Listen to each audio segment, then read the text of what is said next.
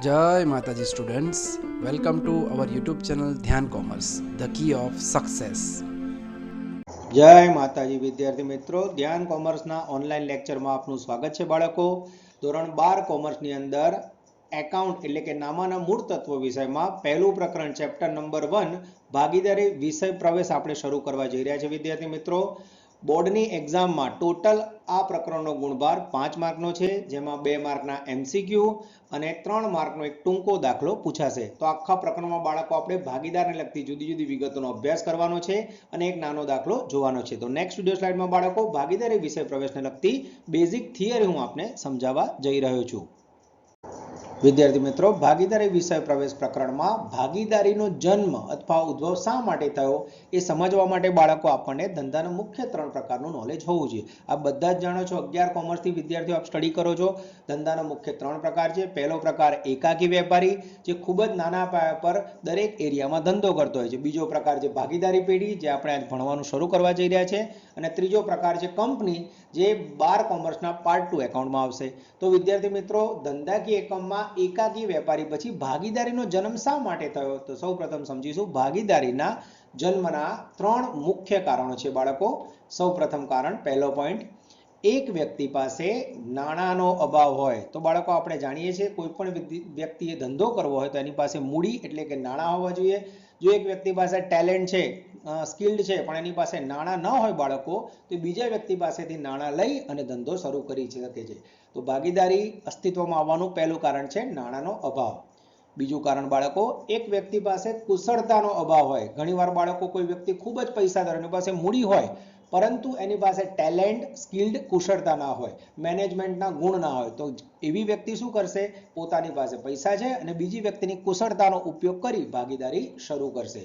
અને ત્રીજું સૌથી અગત્યનું કારણ છે બાળકો, ધંધાનું જોખમ વહેંચવાનું હોય ત્યારે. ધંધાકીય એકમમાં ઘણીવાર નુકસાન થાય છે બાળકો, ઘણું બધું જોખમ હોય છે.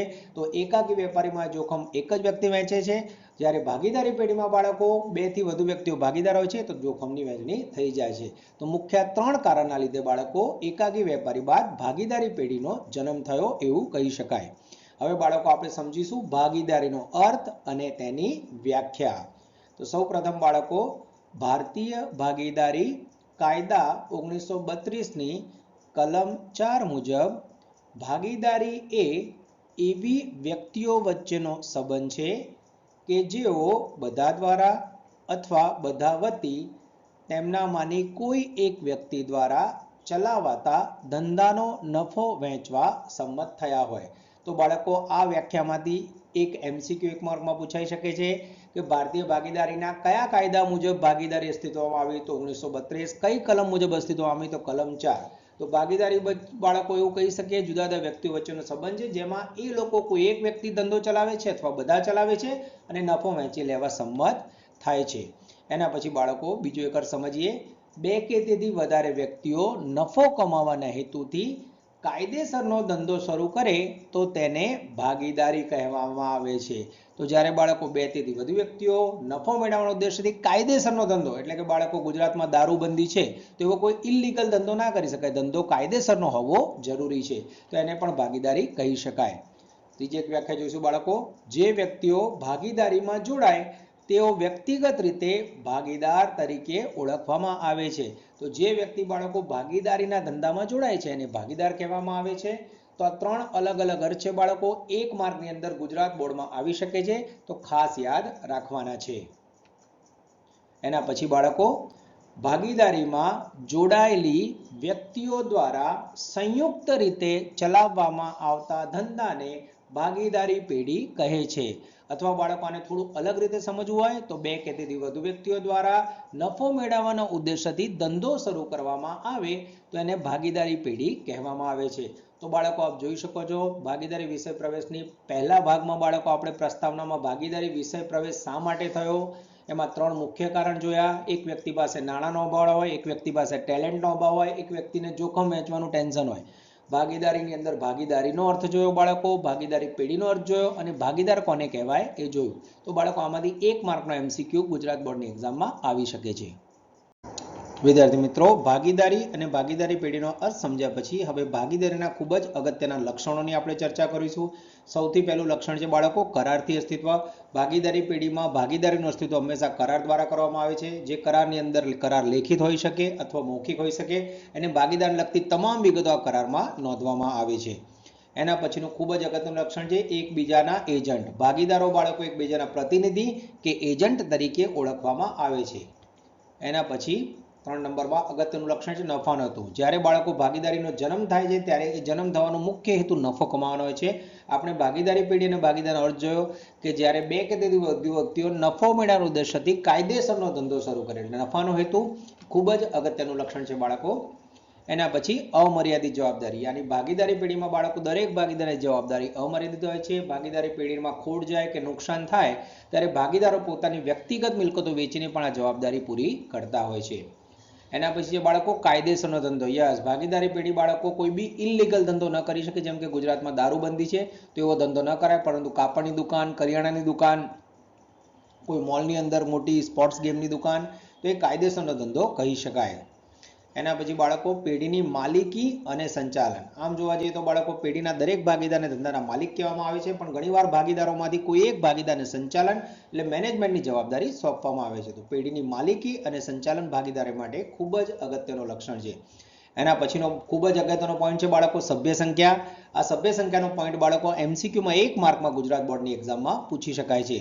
કંપની ધારાની કલમ 2013ની કલમ 664 પ્રમાણે ભાગીદારી પેઢીમાં ભાગીદારોની સંખ્યા 100 થી વધુ નહીં તેવી રીતે સરકાર નક્કી કરે તે મુજબની રહેશે. એટલે કંપની ધારા 2013 મુજબ બાળકો 100 ભાગીદારો નીમવાની છૂટ હતી, પરંતુ હાલમાં કંપની નિયમ 2014 મુજબ નિયમ 10 પ્રમાણે સરકારે ભાગીદારોની મહત્તમ સંખ્યા 50 નક્કી કરેલ છે. તો બાળકો તમારે જૂનો નિયમ 2013 પ્રમાણે ઓછામાં ઓછા 2 વ્યક્તિ, વધુમાં વધુ 100 યાદ રાખવાના છે અને 2014ના નિયમ પ્રમાણે વધુમાં વધુ 50 સભ્યો ભાગીદાર તરીકે નિયુક્ત કરી શકાય છે. આ MCQમાં 100% આવી શકે છે. એના પછી બાળકો ખૂબ જ અગત્યનો મુદ્દો છે ભાગીદારી કરારનામું અથવા ખતપત્ર. ભાગીદારીના લક્ષણોમાં બાળકો આપણે જોયું કે કરારનામાથી જ ભાગીદારીનું અસ્તિત્વ શરૂ થાય છે. તો ભાગીદારી કરારનામાને પેરેગ્રાફમાં સમજીએ. ભાગીદારી અંગેનો લેખિત કરાર એ ભાગીદારી કરારનામા તરીકે ઓળખવામાં આવે છે અથવા ભાગીદારની કરારનામું કહેવાય છે. ભાગીદારનો કરાર લેખિત કે મૌખિક હોઈ શકે છે, પરંતુ લેખિત કરારનામું વધુ ઈચ્છનીય છે, કારણ કે ભાગીદારો વચ્ચે ભવિષ્યમાં કોઈ ગેરસમજ કે વિવાદ ઊભો થાય તો ભાગીદારી કરારનામામાં કરેલ જોગવાઈઓ મુજબ તેનો ઉકેલ લાવી શકાય છે. તો બાળકો એવું કહી શકાય કે ભાગીદારી કરારનામું લેખિત કે મૌખિક ગમે તે હોઈ શકે, પણ આપણે જાણીએ છીએ બાળકો મૌખિક કરારની અંદર ઘણીવાર વ્યક્તિ પોતાના શબ્દોમાંથી ફરી શકે છે, એમાં વિવાદ ઊભો થઈ શકે છે. લેખિત કરાર હોય તો જ્યારે વિવાદ ઊભો થાય ત્યારે લખાણ પુરાવા તરીકે ભાગીદારો યુઝ કરી શકે છે. તો લેખિત કરાર ઈચ્છનીય છે એવું કહી શકાય. વિદ્યાર્થી મિત્રો, હવે આપણે જોઈશું ભાગીદારી કરારનામાનો બીજો અગત્યનો મુદ્દો. ભાગીદારી કરારનામું એ ભાગીદારી પેઢીનું વહીવટીય બંધારણ છે, જેમાં પેઢીના વહીવટ અંગેની જોગવાઈઓનો ઉલ્લેખ કરવામાં આવેલો હોય છે. હવે બાળકો પ્રશ્ન એ થાય કે ભાગીદારી પેઢીના વહીવટમાં કઈ કઈ કામગીરી આવે, મેનેજમેન્ટમાં શું શું હોય. તો બાળકો હવે વહીવટીય બંધારણની જોગવાઈઓ આપણે નીચે મુજબ જોવાની છે. તો નેક્સ્ટ પોઈન્ટમાં બાળકો ભાગીદારી કરારનામામાં સામાન્ય રીતે નીચેની બાબતોનો સમાવેશ થાય છે અથવા સમાવેશ કરી શકાય એવું કહી શકીએ. હવે બાળકો વહીવટની અંદર કઈ કઈ વિગતોનો ઉલ્લેખ થાય એક એક પોઈન્ટ આપણે શોર્ટમાં સમજીશું. સૌથી પહેલો મુદ્દો છે બાળકો ભાગીદારોની વિગતો. તો સૌપ્રથમ બાળકો ભાગીદારી કરારનામામાં ભાગીદારનું નામ, ભાગીદારની લાયકાત, ભાગીદારનું રહેઠાણનું સ્થળ, ભાગીદારની ઉંમર, ભાગીદારને લગતી બધી જ વિગતો કરારનામામાં નોંધવામાં આવે છે. એના પછી બીજો અગત્યનો મુદ્દો છે ધંધાનો પ્રકાર. ભાગીદારી પેઢી શરૂ થઈ બાળકો, તો એમાં ધંધાનો પ્રકાર કયો છે. આપણે કાપડની દુકાન કરવાની છે, કોઈ કટલરીનો સ્ટોર કરવાનો છે, કોઈ પાર્લર કરવાનું છે, કોઈ ફેક્ટરી કરવાની છે. તો બાળકો ધંધાનો પ્રકાર કરારનામામાં સૌથી પહેલા લેખિત નોંધ તરીકે રાખવો જરૂરી છે. એના પછી છે બાળકો મૂડી. દરેક ભાગીદાર ભાગીદારી પેઢીમાં જોડાશે ત્યારે મૂડી તરીકે કેટલી રકમ લાવશે. તો બાળકો જો એ કરારનામામાં નોંધણી કરેલ હોય તો ભાગીદારો વચ્ચે વિખવાદનો પ્રશ્ન રહેતો નથી. એના પછીનો મુદ્દો છે બાળકો મૂડી ઉપર વ્યાજ. દરેક ભાગીદાર મૂડી લાવે, ધંધાકીય એકમમાં રોકાણ કરે બાળકો, તેને મૂડી પર કેટલું વ્યાજ ચૂકવાશે એની પણ લેખિત નોંધ કરારનામામાં હોવી જરૂરી છે. એના પછી ભાગીદારનો ઉપાડ. આપણે બાળકો 11 કોમર્સમાં ઘણા બધા પ્રકરણો ભણી ગયા છે. વ્યક્તિગત ઉપયોગ માટે ભાગીદાર કોઈ પણ રકમ કે વસ્તુ ધંધામાંથી લઈ જાય તો એને ઉપાડ કહેવામાં આવે છે. તો ભાગીદાર કેટલો ઉપાડ કરી શકશે, એની કેટલી લિમિટ રહેશે, એની વિગત પણ ભાગીદારી કરારનામામાં લખેલી હોવી જરૂરી છે. એના પછીનો પોઈન્ટ છે બાળકો ઉપાડ ઉપર વ્યાજ. જ્યારે ભાગીદાર ઉપાડ કરશે ત્યારે ધંધાકીય એકમને ઉપાડ ઉપર વ્યાજ ચૂકવશે. તો વ્યાજનો દર કેટલો રહેશે અને કેટલું વ્યાજ ચૂકવવાનું રહેશે. એના પછી છે બાળકો નફા નુકસાનની વહેંચણી. દરેક ભાગીદારે નફો કે નુકસાન જ્યારે ઊભો થશે ત્યારે એનું પ્રમાણ કેટલું રહેશે, સરખે હિસ્સે નફો નુકસાન વહેંચશે ભાગીદારો કે એક અલગ પ્રમાણ હશે, તો એની માહિતી બાળકો ભાગીદારી કરારનામામાં હોવી જરૂરી છે. એના પછી છે બાળકો પેઢીની વિગતો. પેઢી કેટલા સમય ચાલશે, પેઢીની અંદર કેટલા ભાગીદારો રહેશે, પેઢીનું નામ શું રહેશે, પેઢીનો હેતુ શું છે, તો પેઢીને લગતી દરેક વિગતો બાળકો કરારનામામાં હોવી જરૂરી છે. એના પછીનો મુદ્દો છે બાળકો ભાગીદારીનો આરંભ. ભાગીદારી પેઢી કરારનામામાં ભાગીદારી કયા તારીખે શરૂ થઈ અને કઈ તારીખે પૂરી થશે બાળકો, તેની બધી જ વિગતો ભાગીદારી કરારનામામાં હોવી જરૂરી છે. એના પછીનો મુદ્દો છે બાળકો ભાગીદારને પગાર, બોનસ, કમિશન કે મહેનતાણું. ઘણીવાર બાળકો ભાગીદાર ખૂબ જ હોશિયાર હોય છે, તો ભાગીદારને નફા ઉપરાંત પગાર, બોનસ કે કમિશન વધારાની રકમ તરીકે ચૂકવવામાં આવે છે. તો જ્યારે કોઈ ભાગીદારને હવે કોઈ વધારાની રકમ પગાર, બોનસ કે કમિશન સ્વરૂપે ચૂકવવાનું હોય તો એની માહિતી પણ ધંધાકીય એકમના કરારનામામાં હોવી જરૂરી છે. એના પછીનો મુદ્દો છે બાળકો ભાગીદારે પેઢીને આપેલ લોન અને તેના ઉપરનું વ્યાજ. તો ઘણીવાર બાળકો પેઢીને પૈસાની એટલે કે મૂડીની જરૂર હોય છે. એ સંજોગોમાં પેઢી બહાર કોઈ નાણાકીય સંસ્થા પાસેથી લોન લઈ શકે છે અથવા તો કોઈ ભાગીદાર પાસેથી નાણાં ઉછીના લઈ શકે છે. તો જ્યારે કોઈ ભાગીદાર પેઢીને લોન આપે તો એ લોન ઉપર કેટલું વ્યાજ ચૂકવવાનું રહેશે એ ભાગીદારી કરારનામામાં નોંધેલ હોવું જરૂરી છે. એના પછીનો મુદ્દો છે બાળકો પેઢીમાં ભાગીદારનો પ્રવેશ, નિવૃત્તિ અથવા મૃત્યુના સમયે ની કાર્યવાહી. જ્યારે કોઈ ભાગીદારી પેઢીમાં બાળકો નવો ભાગીદાર પ્રવેશ કરે અથવા કોઈ ભાગીદાર નિવૃત્ત થાય અથવા મૃત્યુ થાય તો એ સંજોગોમાં કરારનામાની અંદર કઈ કઈ જોગવાઈઓ, કયા કયા મુદ્દા ઉપસ્થિત થશે એની નોંધ કરેલી હોવી જરૂરી છે. બાળકો ચિંતા ન કરો, પ્રવેશ, નિવૃત્તિ અને મૃત્યુની આ બધી જ ગણતરી તમારે આગળના બધા જ પ્રકરણોમાં ભાગીદારી પેઢીના ચેપ્ટરોમાં કરવાની છે. તો એ માત્ર આપ હેડિંગ યાદ રાખી શકો છો. એના પછીનો મુદ્દો છે નવા ભાગીદારે લાવવાની પાઘડીની ગણતરી.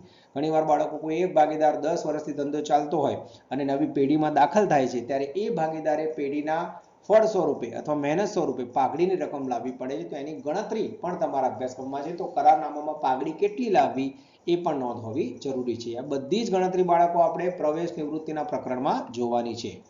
એના પછીનો છેલ્લો મુદ્દો છે બાળકો પેઢીનું વિસર્જન. ભાગીદારી પેઢી શરૂ કર્યા પછી બાળકો ભાગીદારી પેઢી કેટલો સમય ચાલશે, એનો હેતુ શું છે અથવા ભાગીદારી પેઢી કાયદેસરનું વિસર્જન ક્યારે કરશે, બધી જ માહિતી બાળકો ભાગીદારી કરારનામામાં પહેલેથી લેખિત હોવી જરૂરી છે, જેથી ભાગીદારો વચ્ચે કોઈ વિવાદ ના થાય અને આરામથી ભાગીદારો ધંધો કરી શકે. તો આ કહી શકીએ બાળકો ભાગીદારી પેઢીના કરારનામાને લગતા ખૂબ જ અગત્યના મુદ્દા. નેક્સ્ટ પણ જોઈશું વિદ્યાર્થી મિત્રો, ભાગીદારી કરારનામા એટલે કે ખરપત્રની ગેરહાજરીમાં હિસાબોને અસર કરતી ભારતીય ભાગીદારી કાયદા 1932ની જોગવાઈઓ. એટલે કે વિદ્યાર્થી મિત્રો જ્યારે ભાગીદારી કરારનામાની ગેરહાજરી એટલે કોઈ એગ્રીમેન્ટ ન થયો ત્યારે 1932ના કાયદા મુજબ સરકારે નક્કી કરેલા થોડાક નિયમો છે એ નિયમો ભાગીદારી પેઢીને લાગુ પડશે. તો નેક્સ્ટ પોઈન્ટમાં આપણે જોઈએ છે જો ભાગીદારી પેઢીમાં ભાગીદારોએ કરારનામું કરેલ ન હોય અથવા કરારનામામાં સ્પષ્ટતા ન હોય ત્યારે ભારતીય ભાગીદારી કાયદા 1932માં પેઢીની હિસાબી અસરો અથવા જોગવાઈઓ નીચે મુજબ છે. તો સૌપ્રથમ જોગવાઈ બાળકો જ્યારે કરારનામું ન હોય, પેઢીના દરેક ભાગીદારે પેઢીમાં લાવવાની મૂડી પરસ્પર સમજૂતીથી નક્કી થાય છે. કાયદામાં આ અંગે કોઈ બંધન નથી. દરેક ભાગીદારે મૂડી લાવવી ફરજિયાત નથી. તો જ્યારે બાળકો ભાગીદારી કરારનામાની કોઈ નોંધ ન કરી હોય અથવા કરારનામું ન રાખ્યું હોય તો 1932ના કાયદા મુજબ ભાગીદારો પરસ્પર સમજૂતીથી મૂડી લાવવાની રહેશે. દરેક ભાગીદારે એ સંજોગોમાં મૂડી લાવવી ફરજિયાત નથી. એના પછી બીજો અગત્યનો મુદ્દો છે બાળકો ભાગીદારને મૂડી પર વ્યાજ આપી શકાય નહીં. તો 1932ના કાયદા મુજબ બાળકો જ્યારે તમે કરારનામું ન કર્યું હોય તો કોઈ પણ ભાગીદારને મૂડી પર વ્યાજ ચૂકવી શકાશે નહીં. તો આ પ્રશ્ન બાળકો MCQમાં ખાસ પૂછાઈ શકે છે, આપણો ખાસ ધ્યાન રાખજો. એના પછીનો ત્રીજો પ્રશ્ન છે બાળકો, ત્રીજો મુદ્દો છે ભાગીદારો વચ્ચે નફા નુકસાનની વહેંચણી સરખા હિસ્સે થાય છે. તો જ્યારે બાળકો કરારનામું એગ્રીમેન્ટ ન કરેલ હોય ત્યારે 1932ના ભાગીદારી કાયદા મુજબ દરેક ભાગીદારને સરખા પ્રમાણમાં નફો કે નુકસાન મળશે. એના પછીનો મુદ્દો છે બાળકો ભાગીદારે પેઢીમાંથી કરેલ ઉપાડ પર વ્યાજ વસૂલ કરી શકાય નહીં. એટલે કે જ્યારે ભાગીદાર પેઢીમાંથી પોતાના વ્યક્તિગત ઉપયોગ માટે કોઈ વસ્તુ કે રોકડ લઈ જશે એને ઉપાડ કહેવામાં આવે છે, જેના ઉપર કોઈ વ્યાજ 1932ના કાયદા મુજબ લઈ શકાય નહીં. એના પછીનો નેક્સ્ટ મુદ્દો છે વિદ્યાર્થી મિત્રો, ભાગીદારને પગાર, બોનસ, કમિશન કે મહેનતાણું આપી શકાય નહીં. તો બાળકો, ભાગીદારી કરારનામાની ગેરહાજરીમાં ભાગીદારને કોઈ પણ વધારાની રકમ બોનસ, પગાર, કમિશન સ્વરૂપે આપી શકાય નહીં. એના પછી ખૂબ જ અગત્યનો મુદ્દો છે બાળકો, મોસ્ટ આઈપી કહી શકાય, ભાગીદારે પેઢીને આપેલ લોન ઉપર વાર્ષિક 6% લેખે વ્યાજ આપવું પડશે. તો જ્યારે કોઈ ભાગીદારે પેઢીને લોન આપી હોય બાળકો, તો તેના ઉપર 1932ના કાયદા મુજબ 6% વ્યાજ ચૂકવવામાં આવશે. મોસ્ટ આઈએમપી એમસીક્યુ બાળકો, 1 માર્કની અંદર આ પ્રશ્ન અથવા એમસીક્યુ પૂછવાની શક્યતા પ્રબળ છે, ખાસ ધ્યાન રાખજો. એના પછીનો છેલ્લો મુદ્દો છે બાળકો, જો કોઈ ભાગીદારે પેઢી માટે વ્યાજબી ખર્ચ કરેલ હોય તો તે મજરે મળવાનો તેને અધિકાર છે. એટલે કે જ્યારે કોઈ ભાગીદારે પેઢી વધી ખર્ચ કર્યો હોય ત્યારે તેની કુલ ખર્ચની રકમ એની આવકમાંથી મજરે મળી શકે છે. એટલે ભાગીદારનો ખર્ચ ન ગણાય, એ પેઢીનો ખર્ચ ગણવામાં આવશે. તો આ બાળકો અલગ અલગ જોગવાઈઓ હતી જે 1932ના કાયદા મુજબ જ્યારે ભાગીદારી કરારનામું અસ્તિત્વમાં ન હોય ત્યારે ઓટોમેટિક બધા ભાગીદારોને લાગુ પડશે. વિદ્યાર્થી મિત્રો, ભાગીદારી વિષય પ્રવેશની થિયરી સમજ્યા પછી બાળકો આ પ્રકરણમાંથી 3 માર્કનો એક નાનો દાખલો પૂછાય છે બાળકો. તો આ 3 માર્કના દાખલાની અંદર બાળકો કઈ કઈ પ્રકારની રીતોના દાખલા પૂછાય છે એનો અભ્યાસ હવે આપણે કરવા જઈ રહ્યા છીએ. તો સૌ પ્રથમ રીત છે બાળકો, હું અલગ અલગ 6 થી 7 પ્રકારની રીત છે, એમાં પહેલી રીત શીખવાડું છું આજે, ઉપાડ ઉપર વ્યાજની ગણતરી. હવે ઉપાડ ઉપર વ્યાજની ગણતરીના દાખલા બાળકો આપણા અભ્યાસક્રમમાં છે. તો સૌ પ્રથમ બાળકો ટેક્સ્ટબુકના થોડાક દાખલા ગણાવીશ, થોડાક દાખલા હું વધારાના પ્રેક્ટિસ કરવા માટે બનાવીને ગણાવીશ, જેથી તમારો ફંડા ક્લિયર થઈ જાય. હવે બાળકો પ્રશ્ન એ થાય, ઉપાડ ઉપર વ્યાજ, ઉપાડ એટલે શું? 11 કોમર્સમાં આપણે સ્ટડી કરીને આવ્યા છીએ બાળકો. વિદ્યાર્થીઓ, ઉપાડ ક્યારે કહેવાય? જ્યારે ધંધાનો માલિક ધંધામાંથી પોતાના વ્યક્તિગત ઉપયોગ માટે માલસામાન, સ્ટોક, રોકડ, ફર્નિચર કે અન્ય કોઈ પણ વસ્તુ ધંધામાંથી લઈ જાય તો એને ઉપાડ કહેવાય. અને જ્યારે ધંધાનો માલિક ઉપાડ કરે બાળકો, ત્યારે એને ઉપાડ ઉપર વ્યાજની ચૂકવણી કરવાની હોય છે. તો બાળકો 2 અલગ અલગ દાખલા દ્વારા ઉપાડ ઉપર વ્યાજ કઈ રીતે ગણાય આપણે જોઈશું. 3 માર્ક આ દાખલાનો ગુણભાર છે, ખાસ ધ્યાન રાખજો. દાખલા નંબર 1 આવ પ્રેક્ટિસ માટે ગણાય છે, એમાં બાળકો એક્સ્ટ્રા લખ્યું હશે. એક્સ્ટ્રા દાખલા નંબર 1, એક ભાગીદારે 2022-23 દરમિયાન ₹50,000 ઉપાડ કરે છે. ઉપાડ ઉપર 10% લેખે વ્યાજની ગણતરી કરો. તો એક પેઢીનો ભાગીદાર છે બાળકો, જેને ₹50,000નું ઉપાડ કર્યું છે. હવે આપણે એનું ઉપાડ ઉપર 10% લેખે વ્યાજ ગણવાનું છે. હવે બાળકો સિમ્પલ ગણતરીથી આપ જોવા જાઓ, જો આપની જોડે કેલ્ક્યુલેટર હોય તો ઉપાડ ઉપર વ્યાજ બરાબર ₹50,000 ગુણ્યા 10%, સીધા લેશો એટલે જવાબ આવશે બાળકો ₹5,000. આ થયું વિદ્યાર્થી મિત્રો આપનું ઉપાડ ઉપર વ્યાજની ગણતરી. આટલી ગણતરી કરવાના બાળકો 3 માર્ક છે, પણ આપ જોઈ શકો છો આ દાખલો બનાવેલો છે માત્ર વ્યાજની સમજૂતી માટે છે. હવે ખરેખર બાળકો વ્યાજની ગણતરી માટે આપ જ્યારે 8, 9, 10 ધોરણમાં ભણ્યા ત્યારે એક સૂત્ર આપણે શીખવાડ્યું હતું, યાદ હોય તો બાળકો, I = PRN/100. ઓકે, તો અહીં બાળકો દરેક શબ્દનો અર્થ જોઈશું. I નો અર્થ થશે વ્યાજ, P નો અર્થ થશે મુદ્દલ રકમ એટલે કે ઉપાડ, R નો અર્થ થશે વિદ્યાર્થી મિત્રો વ્યાજનો દર અને N નો અર્થ થશે વર્ષ. તો અહીં બાળકો સૂત્ર દ્વારા જો આપણે ઉપાડ ઉપર વ્યાજ 5,000 ગણવું હોય તો I બરાબર P એટલે કે મુદ્દલ રકમ 50,000, વ્યાજનો દર R 10%, 1 વર્ષ માટે ટકા એટલે નીચે 100 મૂકવા પડે બાળકો. તો જેવું આપ કરશો I બરાબર ₹5,000 જવાબ આવશે.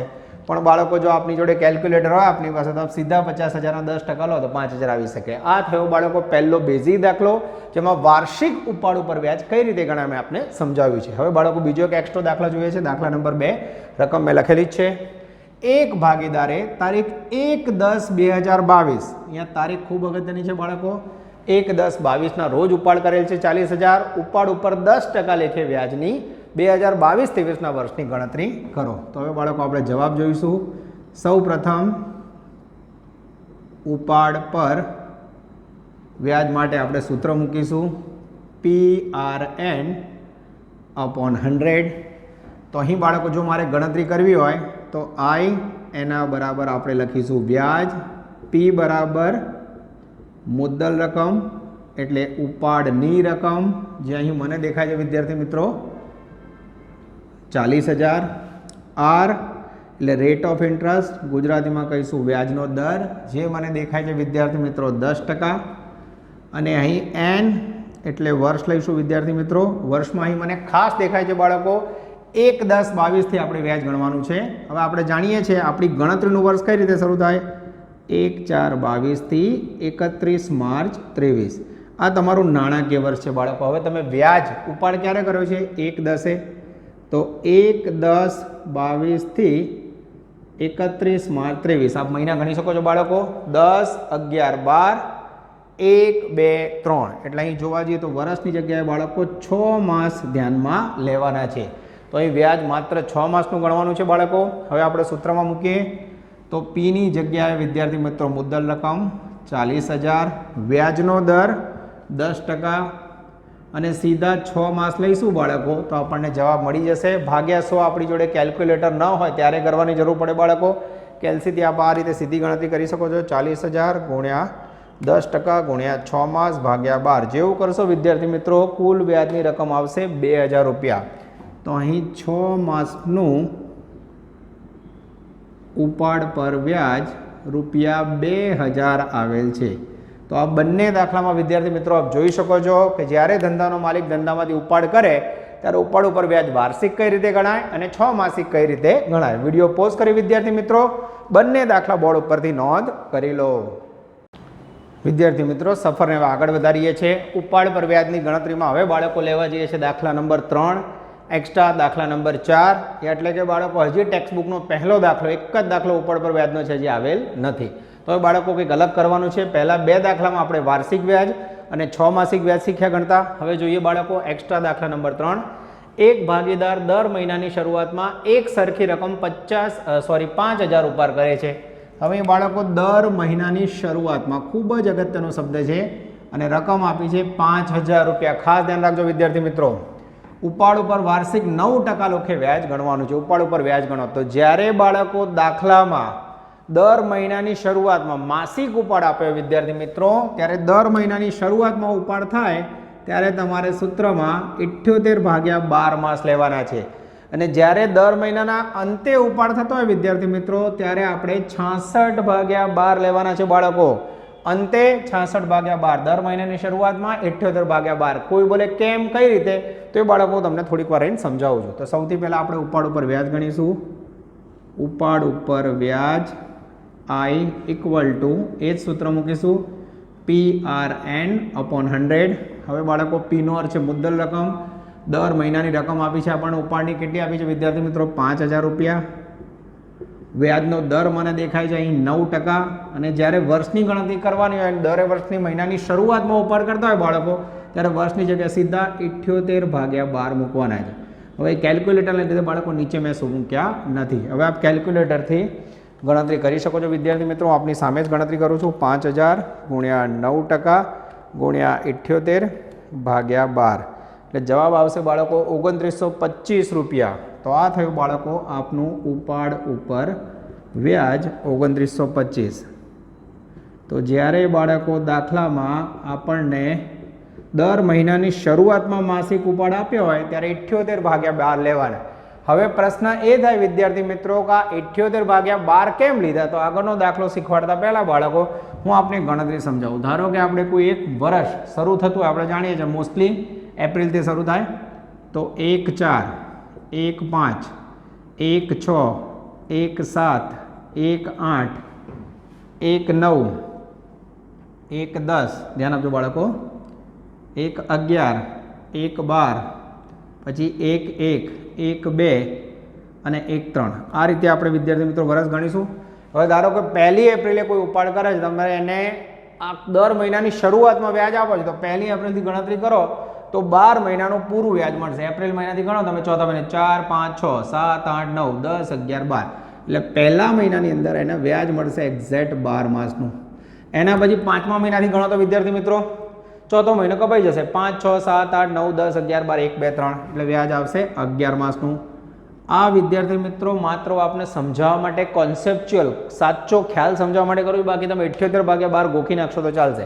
પછી બાળકો એક એક મહિનો ઘટતો જશે. 10, પછી આવશે 9, પછી આવશે 8, પછી આવશે 7, પછી આવશે 6, પછી આવશે 5, 4, 3, 2 અને 1 માર્ચે બાળકો ઉપાડ કરો તો ખાલી માર્ચ મહિનાનું વ્યાજ આવશે 1. અને બાળકો આનો આપ સરવાળો કરશો તો સરવાળો આવશે એક્ઝેક્ટ 78 માસ. એટલે દર મહિનાની શરૂઆતમાં ઉપાડ કરો તો બાળકો 78 માસનું ટોટલ વ્યાજ ચૂકવવાનું થાય અને ભાગે 12 મૂકવાના થાય. તો બાળકો આપ જોઈ શકો છો મેં કઈ રીતે આપણે આ ટેબલ દ્વારા ગણતરી શીખવાડી છે. તો આ રીતે આપ ગણતરી કરી ઉપાડ ઉપર વ્યાજ ગણી શકો છો. એના પછી વિદ્યાર્થી મિત્રો બીજા એક દાખલામાં આવીએ. દાખલા નંબર 4.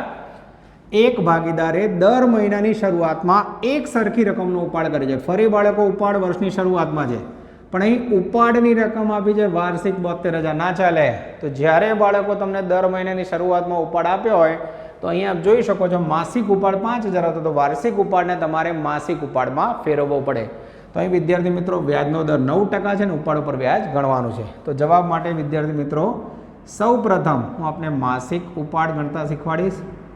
માસિક ઉપાડ ગણવો હોય બાળકો તો 72,000 રૂપિયા વાર્ષિક ઉપાડ છે, એને ભાગ્યા 12 માસ કરીશું. જેવું કરશો 12 × 72 6,000 રૂપિયા એ માસિક ઉપાડના આવશે. આપ જોઈ શકો છો બાળકો સૌ પ્રથમ વર્ષની શરૂઆતમાં ઉપાડ થાય છે, તો મેં આપના માટે સૌ પ્રથમ માસિક ઉપાડની ગણતરી કરી. હવે બાળકો માસિક ઉપાડ ગણ્યા બાદ ઉપાડ ઉપર વ્યાજ ગણવું હોય તો ઉપાડ ઉપર વ્યાજ બરાબર PRN/100 આ સૂત્ર વાપરીશું. I એટલે કે વ્યાજ બરાબર માસિક ઉપાડ 6,000, વ્યાજનો દર 9% અને ફરી વર્ષ મહિનાની શરૂઆતમાં છે એટલે 78/12. જેવું બાળકો આપ કેલ્ક્યુલેટરથી 6,000 ગુણ્યા 9% ગુણ્યા 78/12 કરશો, આઈ થિંક 3510 રૂપિયા એ આવશે ઉપાડ ઉપર વ્યાજની માસિક ગણતરી. તો અહીંયા આવશે બાળકો ઉપાડ ઉપર વ્યાજ ₹3510. This is very important. આપ જોઈ શકો છો એક્ઝામની અંદર પહેલા 2 દાખલા મેં ગણાવ્યા એ આવવાની શક્યતા ઘણી ઓછી છે. દાખલા નંબર 3 અને 4 જે મેં રીતે સમજાયા બાળકો ખાસ ધ્યાન રાખજો. તો આ બંને દાખલામાં પહેલો મુદ્દો છે વર્ષની શરૂઆતમાં માસની શરૂઆતમાં ઉપાડ થાય છે. બીજો મુદ્દો અહીં માસિક ઉપાડ આપે છે, કોઈ પ્રોબ્લેમ નથી, સીધો ગુણાકાર કર્યો. અહીં વાર્ષિક ઉપાડ આપે છે અને માસિકમાં ફેરવો. અને સૂત્રમાં બાળકો યાદ રાખજો, વર્ષના શરૂઆતમાં કે દર મહિનાની તો 78/12, મહિનાના અંતે કહે તો 66/12. વિડીયો પોઝ કરી બાળકો દાખલા નંબર 3 અને 4 નોટ ડાઉન કરી લો. વિદ્યાર્થી મિત્રો 4 અલગ અલગ ઉપાડ પર વ્યાજના દાખલા ગણ્યા પછી બાળકો ટેક્સ્ટબુકમાં માત્ર એક જ દાખલો છે. તો હવે જોવા જઈ રહ્યા છે દાખલા નંબર 5. પણ આ એક્ઝામ્પલ બાળકો આપ જોઈ શકો છો ટેક્સ્ટબુકની અંદર પ્રશ્ન 3 એમાં પહેલો દાખલો છે બાળકો, જે બોર્ડ 2019માં પૂછાઈ ગયો છે. હોમવર્કમાં આપણે ઉદાહરણ 1 પ્રેક્ટિસ કરવાની છે. Page number 30. અગર આપની પાસે ટેક્સ્ટબુક હોય તો બાળકો ખોલી શકો છો, ટેક્સ્ટબુક ના હોય તો મેં રકમ અહીંયા લખેલી છે. ચાલો બાળકો વિદ્યાર્થી મિત્રો દાખલો જોઈએ. એક ભાગીદાર પેઢીમાંથી દર મહિનાના અંતે, ધ્યાન રાખજો વિદ્યાર્થી મિત્રો, આગળના બંને દાખલામાં માસની શરૂઆતમાં હતું એટલે 78/12 લીધા હતા ગુણાકારમાં. હવે મહિનાના અંતે ઉપાડ કરે છે, એક સરખી રકમનો ઉપાડ કરે છે. વર્ષના અંતે કુલ વાર્ષિક ઉપાડ 12,000 છે. ઉપાડ મહિનાના અંતે કરે છે અને ઉપાડ આપ્યો છે વાર્ષિક 12,000. જો ઉપાડ ઉપર વાર્ષિક 12% લેખે વ્યાજ વસૂલ કરવાનું હોય તો વર્ષના અંતે ઉપાડ ઉપર વ્યાજ ગણો. હવે બાળકો આ 66/12 કઈ રીતે, જેમ મેં તમને 78/12 સમજાવ્યું એમ એની ગણતરી સમજાવું છું. ધારો કે તમે 1 એપ્રિલે ઉપાડ કરો છો, તમને વ્યાજ કરે હતું કે ઉપરાના મહિનાના અંતે, એટલે એપ્રિલ મહિનાનું વ્યાજ તમને મળશે ને એપ્રિલના અંતથી ઉપાડ ગણાય. ઓકે, તો એપ્રિલના અંતે ઉપાડ કરો તો વ્યાજમાં કેટલા મહિના આવશે? એપ્રિલ છોડ દો, 5મો મહિનો મે, 5, 6, 7, 8, 9, 10, 11, 12, 1, 2, 3 એટલે એક્ઝેક્ટ બાળકો 11 માસ આવશે. એટલે અહીં 11 માસનો ઉપાડ ઉપર વ્યાજ મળશે. 1, 5 ગણો, 5મા મહિનાના અંતે છોડી દો, 6ઠ્ઠા મહિનાથી શરૂ કરો તો એક્ઝેક્ટ 10 માસ આવશે બાળકો. પછી આ જ રીતે ગણતા જશો 9 માસ, આ જ રીતે 8 માસ, આ જ રીતે 7 માસ, આ જ રીતે 6 માસ, આ જ રીતે 5 માસ, અહીંયા 4 માસ, અહીંયા 3 માસ, અહીંયા 2 માસ, અહીંયા 1 માસ. હવે તમે 1 માર્ચે ઉપાડ કરો, નેક્સ્ટ એટલે વિચારો તમે માર્ચના અંતે વ્યાજ મળે એટલે ચાલુ વર્ષમાં વ્યાજ આવશે જ નહીં, એટલે અહીંયા ડેશ. અને કુલ સરવાળો કરશો બાળકો તો એક્ઝેક્ટ 66 થશે. છતાં આપણે બાળકો મેં બી ટોટલ કર્યું નથી, એકવાર કરીને જોઈ લઈએ. 11 ને 10 21 વત્તા 9 30 વત્તા 30 ને 8 38 ને 7 45 45 ને 6 51 51 ને 5 56 56 ને 4 60 60 ને 63 ને 2 65 1 66 એક્ઝેક્ટ 66 મહિનાનું વ્યાજ આવશે. તો બાળકો સૌ પ્રથમ અહીંયા જવાબ ગણવા માટે ઉપાડ ઉપર વ્યાજ ગણવા હોય તો સૌથી પહેલાં માસિક ઉપાડ હોવો જોઈએ. તો માસિક ઉપાડ કઈ રીતે શોધાય બાળકો? તો માસિક ઉપાડ બરાબર 12,000 વાર્ષિક ઉપાડ અને વર્ષમાં ટોટલ મહિના હોય છે 12 માસ. જેવું ભાગાકાર કરશો બાળકો 1,000 રૂપિયા એ માસિક ઉપાડ આવશે. હવે વિદ્યાર્થી મિત્રો ઉપાડ આવ્યા પછી એના ઉપર વ્યાજ ગણવું હોય તો ઉપાડ પર વ્યાજ I બરાબર PRN/100. હવે બાળકો આપણને નોલેજ છે વ્યાજ માટે P નો અર્થ થાય મુદ્દલ રકમ એટલે માસિક ઉપાડ 1,000 R એટલે વ્યાજનો દર બાળકો મને અહીંયા દેખાય છે 12%. જો આપણે સીધા કેલ્ક્યુલેટરમાં તો નીચે 100 લખવાની જરૂર નથી, પણ છતાં આપની સામે એકવાર નીચે 100 મૂકીને પણ બતાવું છું. અને N એટલે વર્ષ અહીં ગણેલા છે બાળકો આપણે 66/12. જેવા બાળકો આ ઉપાડ ઉપર વ્યાજ ગણવા માટે 1,000 ને 12 જોડે ગુણાકાર કરશો અને 66 વડે ભાગશો, 66/12 કરશો એટલે રકમ આવશે 660 રૂપિયા. આ થયો તમારો મેજિકલ ફિગર. જ્યારે દર માસના અંતે ઉપાડ ઉપર વ્યાજ ચૂકવાતું હોય બાળકો તો ઉપાડ ઉપર વ્યાજની રકમ થશે 660. તો બાળકો આ રીતના આવા અલગ અલગ નાના દાખલા જોવાના છે. તો આજે મેં તમારી જોડે ભાગીદારી પ્રવેશના પહેલા લેક્ચરમાં બેઝિક થિયરી અને એની જોડે ઉપર વ્યાજના ટોટલ 5 દાખલા ગણાયા છે બાળકો. આપ જોઈ શકો છો 4 દાખલા તો ક્યાંય ટેક્સ્ટ બુકમાં આપ્યા જ નથી. સ્પેશિયલી તમારો નોલેજ અને કોન્સેપ્ટ ક્લિયર કરવા માટે છે. તો આટલું બાળકો નોંધ કરી લો, મહેનત કરતા રહો. સેકન્ડ લેક્ચરની અંદર બાળકો હવે આપણે બીજી ઉપાડ પર વ્યાજ સિવાયની અન્ય રીતોનો અભ્યાસ કરીશું. અહીં સુધી take care, all the best, જય માતાજી. Please like, subscribe, share and press bell icon for notification. Thank you.